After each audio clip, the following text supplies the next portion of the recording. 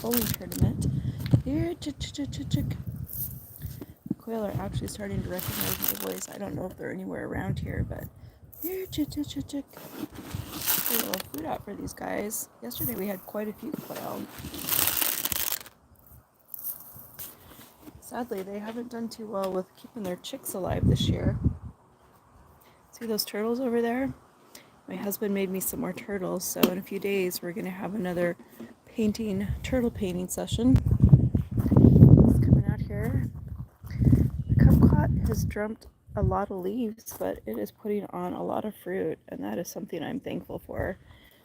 This is a drought-tolerant bush, but there's a difference between heat-tolerant and drought-tolerant, and almost everything here has really suffered from the heat we've had lately, but so far it's all still alive. And we've been harvesting a lot of figs. We're getting a second batch of figs. And I never got around. Actually, my husband top-notched them some, but here's one. Let's go ahead and pick this. Nope. Actually, it's a little solid. The hard thing with this, though, is like if the birds think they're ripe, they'll come eat on them. Let's just look a little better, just in case. Some of these are really close. I've been picking them as soon as they're ripe, because if I don't, the birds get them. If you look back over here, you can kind of see there's one that the bird chewed on, right? Yep. That's my cat's claw. Mine never bloomed. And our pistachio over here. And this has suffered quite a bit as well, but it looks like we'll probably get some pistachios this year. I mean, it really settled on a lot on, but I don't know if it's the heat or a fungus. I'm not sure. This tree has really done great, actually, since we got it. It does. Good morning, Ron. Thanks for joining me. It's done great. And here's a baby one. This one's a Desert King. We grafted this off of my girlfriend's tree, my friend Julie. And the grapefruit that we came up from seed, that we transplanted, that's still alive, remarkably, and this is in a really hot spot in the yard. Some aloe. I think we might have some bubbler issues over here, because look, that aloe over there is not looking so great, and this bird of paradise, it's not looking so great. It's possible I could cut it back, but you know what I'm thinking? I'm thinking I might put another fig there, because those figs, that tree, it looks perfect, right? Oh, thank you, we do. It's taken us 6 years to grow all this stuff. We started it as a stick, right? And here's a squash that's been thriving. This was one of the first squashes that I put out, and I think of all the squash that I started, it's the only one that survived the heat, right? And during the heat, I actually put a bunch more seeds out. This is a watermelon. It's actually 2 of them, and it's doing really well. Got some roses along here, some cactus, and this is some spearmint. I love mint tea. Oh, good morning. Thanks for joining. Thank you.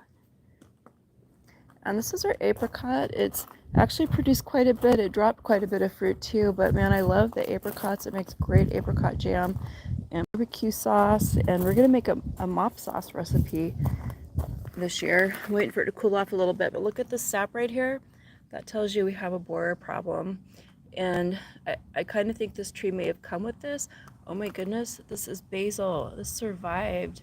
Good morning. Thanks for joining us. Hello. Yeah, but look, that's got a borer problem. And I think the borer problem from this tree is pretty significant, but I did save a bunch of seeds. I'm gonna try to grow one from seed.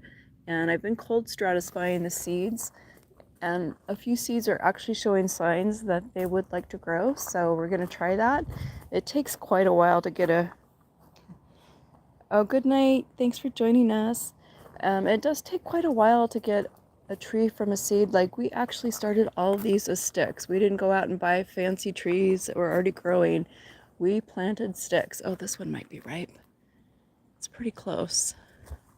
Oh, you can see that one right there, a bird got to it. It was ripe and I missed it. Let's look at this one. Maybe. I'm going to pick that one. The bird's not getting that one. This one, paddle cactus, that stuff thrives. That's what I like to stir fry. And our lemon, despite how horrible it looks, look at that. We are going to get lemons on this tree. Not as many as I thought we were going to get. Oh, there's one right there, but we are going to get lemons. And look, new growth. And somebody had a fabulous suggestion for me. I did put phosphorus out. I think that's bone meal. But somebody had a really good suggestion for me that I'm going to try too. But I'm just happy to see that this thing came back to life because I really didn't think it was going to make it. Thank you so much. The heat here has been horrible. We literally, oh, there's one right there. Can you see it? It's like an Easter egg hunt, right? Looking for the lemons on this tree. I think, not really sure why that one's turning yellow yet. It really shouldn't be, so hopefully it doesn't fall off. Oh, here's another one right here. So we are going to get some lemons. It's not, thank you, it's not a complete loss. And the tree is still alive. And this is our almond, and boy, we were so excited when we were picking all our almonds because we had twice as many, but that stupid leaf-footed beetle, oh my goodness, it actually put its larva all over the almonds, and we didn't really realize it because we didn't know what their larva looked like. They have really weird larvae. It looks like clear plastic that's extruded, right? It looks like, I don't know, we were breaking it off and we thought they were okay because they were growing fine, but when we harvested them, some of the almonds had like brown spots and some of them were kind of sticky, and that was a huge disappointment, so we did have to throw those away. Talked to my friend that has a lot more experience. Look, chipmunks have been here too, right? It's been an interesting garden year. And these ones that are splitting, these pomegranates, the critters are getting them, right? They're hollowing them out. So I guess the critters have had a hard year too. We do have a couple that have not split. So maybe we will actually get some pomegranate. Boy, that would be such a blessing after all the heat that we've dealt with. Yeah, some of them have not split. This one here, oh man, this is beautiful. So we'll get a few. And over here we have tomatoes and tomatillos. And the tomatillos are the ones with the yellow blooms in the back. And the plant itself looks a little rough, but it's making all these flowers. Those are all going to turn into tomatillos. This is cherry tomatoes back here, and it hasn't set on. These should set on in the fall. This is a new tomato I've never grown before.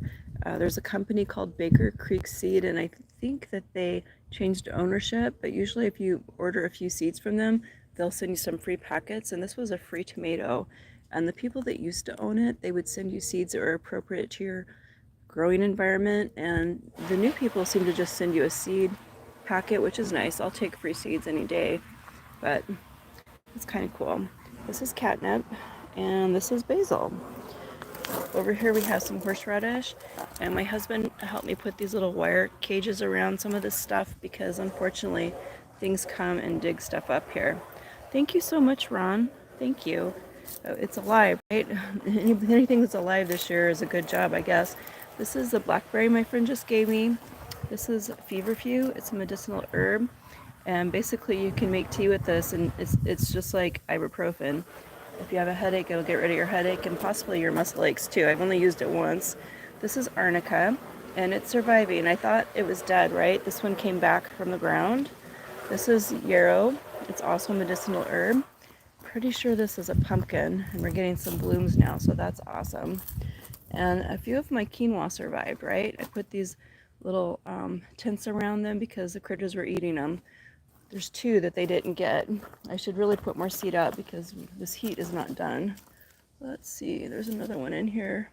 Ooh, it came out from underneath the tent. Let's see if we can correct that, because if we don't, something's gonna eat it, right?